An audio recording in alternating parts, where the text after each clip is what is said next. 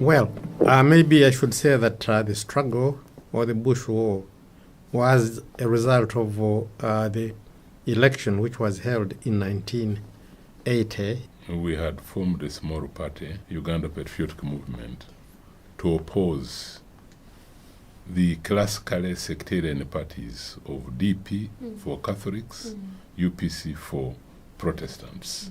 We said the people of Uganda should unite, irrespective of their religious affiliations. UPM participated against the UPC and the DP, and which we lost, of course. But after that, I think Museveni and several of us, colleagues, had made it very clear during the elections that should UPC or Obote cheat in the election, then there will be a war to try and unseat the government.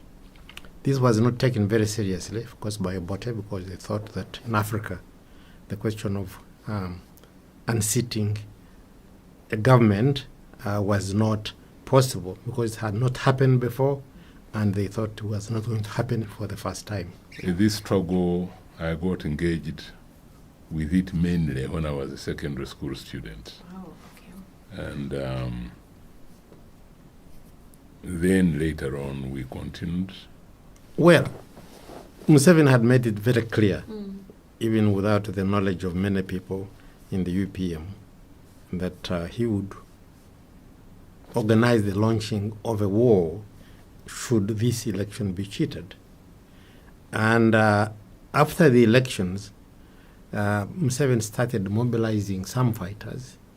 And I came in because we discussed where the war should be launched from. Okay. The 27 we are talking about. Yes. And we agreed that it should be done at my house in Makindye. Okay. This was a clandestine act, and even people in UPM did not know about it until it had been launched. So, if you want to hear more about that, once we had agreed that it should be done at my house in Makindye, I evacuated my family, that's my wife and children, and quietly sent them off to Nairobi, where I had a home because I had worked there. And then Museveni started collecting the Bush War fighters, the 27, as they are called, to come to my house. It was done over a period of about 3 days. Okay. And I was there just alone with my driver. And they cleared the house, created a small barracks in my garage. And they came in small groups, 2, 3, 4, over the next 2-3 days, until everybody of the 27 was there. We had somebody who had been selected to be the driver of the vehicle which had been obtained, which was parked in my compound. And when the day came, they drove off to Kabamba about 5 o'clock in the afternoon. It was a question of real logistics. Okay. First of all, people who was willing to do that. This was a big risk. You remember that Obote was in power, and here was a group of people collecting at Matthew Rukikaire's home, which was really an act of treason, as you can imagine. If we had been found out before or after, what was the punishment of treason? It's hanging. So one, it was a question of who is willing to take the risk. And the other one was naturally the question of the best place, the best hiding place. Makindye's location is a good location. Even if you go there, you find that it is, although it is in Kampala, it's like a village. A lot of trees and a lot of space and quiet. So I think those were two considerations. Well, my children were very young, so the children really were not aware of what was happening. The only thing they were aware of is that we had arranged to take them to Nairobi. But I had to discuss it with my wife and agree about the evacuation of the children and herself to Nairobi. Also for her to give consent that this risk should be taken. And when she agreed, then I went back to Museveni and said, we have decided as a family that we can use this venue for this task. My family supported the line I took, yes, and I was very happy about that. When the elections were rigged, Yoweri Museveni led a team of young people to attack Kabamba, and the government of the day, the regime of the day, was moving, looking for anybody who was suspected to be opposed to the regime, or who was, for that matter, associated with Yoweri Museveni or even Uganda Patriotic Movement. As soon as they left for Kabamba, within the next 24 hours, I also evacuated from the house because of the dangers. Yeah.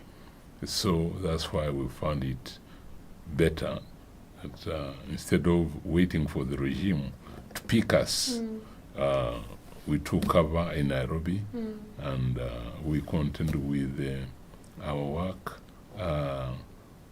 support the efforts for national liberation. Well, fortunately, I had a home Yes. in Nairobi Okay. because I've told you that I was working for Shell BP. I had bought a house in Nairobi, Yes. and that's where my children and my sister moved to.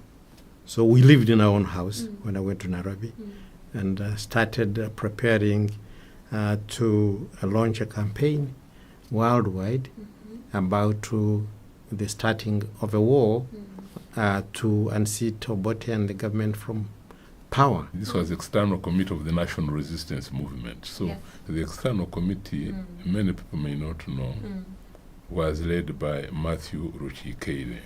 We often call him chairman.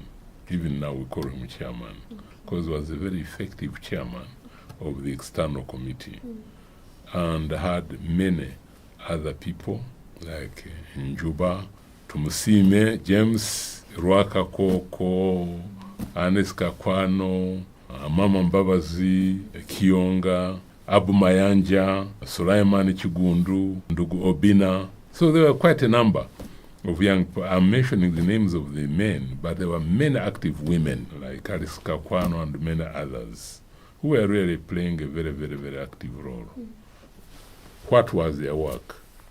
Their work mainly was to sensitize the population, both Ugandans and non-Ugandans, about the struggle in Uganda.